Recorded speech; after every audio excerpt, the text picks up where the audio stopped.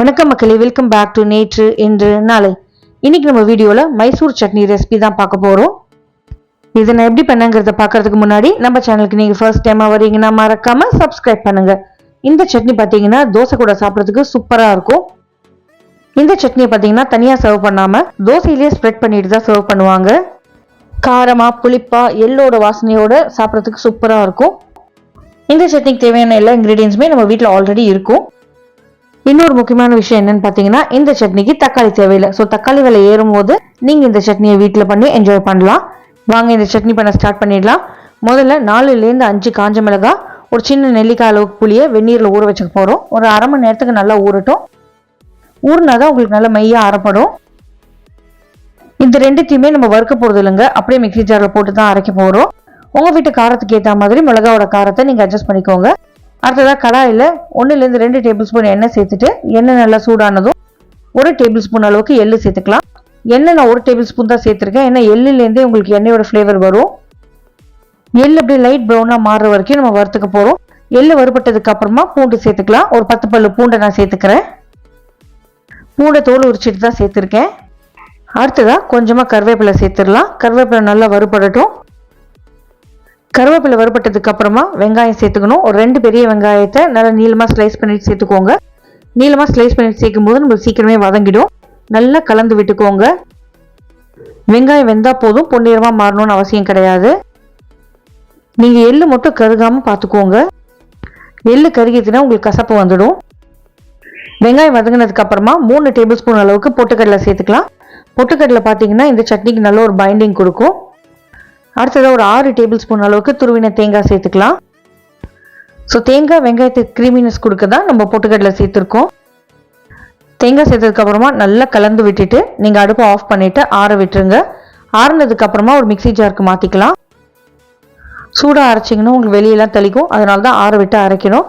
Mixie ஜாருக்கு மாற்றினதுக்கப்புறமா முதல்ல ஊற வச்சோம் இல்லையா காஞ்ச மிளகாய், அதுக்கப்புறம் புளி, அதை தண்ணியோட இந்த தேங்காய் மிக்சர் கூட சேர்த்துக்கலாம். தேவையான அளவுக்கு உப்பு சேர்த்துக்கோங்க. ஊற வைக்கும் போதே நீங்கள் கொஞ்சமாக தண்ணி சேர்த்து ஊற வச்சுக்கோங்க. நிறைய தண்ணி சேர்த்துட்டிங்கன்னா உங்களுக்கு புளிப்பெல்லாம் வேஸ்ட்டாக போயிடும், சட்னியுமே ரொம்ப லூஸ் ஆகிடும். அதே கொஞ்சமாக நீங்கள் தண்ணி சேர்த்து ஊற வச்சிங்கன்னா அந்த எல்லா தண்ணியுமே நீங்கள் சட்னி அரைக்க யூஸ் பண்ணிக்கலாம். நம்ம காஞ்ச மிளகாய் ஊற வச்சிருக்கிறதுனால அரைக்கும் போது நல்லா மையாக அரைஞ்சிடும். அரைச்சதுக்கப்புறமா அப்படியே பவுலுக்கு மாற்றிக்கலாம். தனியாக ஒரு தாளிப்பு தேவையில்லை. திறக்கும் போதே பார்த்தீங்கன்னா நல்ல எள்ளோட வாசனை நம்மளுக்கு வரும். பவுலுக்கு மாற்றி வச்சுக்கிட்டிங்கன்னா நீங்கள் தோசையில் ஸ்ப்ரெட் பண்ணுறதுக்கு உங்களுக்கு ஈஸியாக இருக்கும். இப்போ உங்களுக்கு தோசைக்கு வேண்டாம், இட்லிக்கு சர்வ் பண்ணணும்னு நினச்சிங்கன்னா கொஞ்சமாக எண்ணெய் சேர்த்துட்டு தாளிச்சிட்டு நீங்கள் இட்லி கூட சர்வ் பண்ணலாம். நல்ல முருகலான தோசைக்குள்ளே இந்த சட்னியை தடவிட்டு நீங்கள் சர்வ் பண்ணிங்கன்னா ஓரங்கள்லாம் கிறிஸ்பியாகவும் சென்டர் நல்லா சாஃப்டாகவும் சாப்பிட்றதுக்கு சூப்பராக இருக்கும். நான் இன்னைக்கு கிறிஸ்பியான ராகி தோசை தான் பண்ண போகிறேன். கிறிஸ்பி தோசைக்குள்ளே இந்த சட்னி சர்வ் பண்ணும்போது தான் நம்மளுக்கு நல்லாயிருக்கும். ராகி தோசை நல்லா கரக்கரன்னு கல்லை விட்டு எழுந்து வரணும்னா நான் சொல்கிற மெஷர்மெண்ட்டை நீங்கள் ஃபாலோ பண்ணி பாருங்கள்.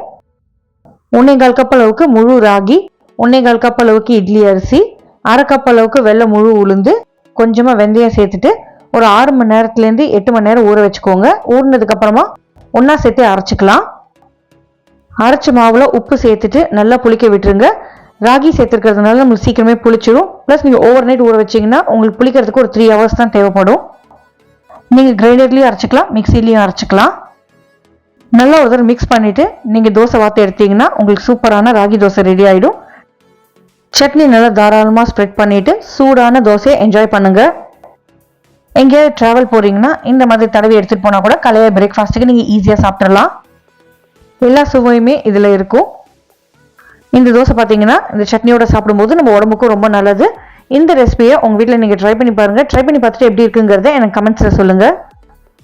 உள்ளே இந்த மாதிரி சட்னி ஸ்ப்ரெட் பண்ணிவிட்டு நீங்கள் ரொம்ப நேரம் வைக்கக்கூடாது, வச்சிங்கன்னா சொதன்னு ஆகிடும்.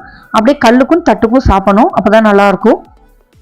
நம்ம சேனல் பிளேலிஸ்ட்டுக்குள்ளே சைட் டிஷ்ங்கிற கேட்டகரிக்குள்ளே நிறைய சட்னி ரெசிபிஸ் இருக்குது.